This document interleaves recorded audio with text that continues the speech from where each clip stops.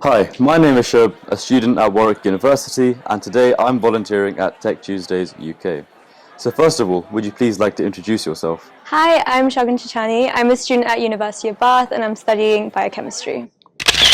Great. So how's your experience been today at Tech Tuesdays UK so far? So this is my second Tech Tuesday. I went to the previous Health and AI one as well. Equally as informative, equally as enjoyable. I feel like we discussed some really, really good things today. A lot of ideas and a lot of things to go back home and research, so that's always great. Great. And just lastly, do you have any parting short messages that you might like to share before you sign off?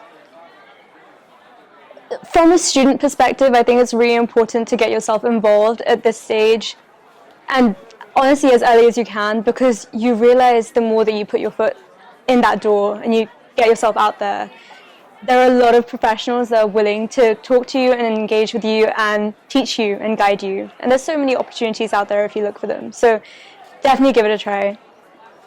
Perfect. Thank you so much. Perfect.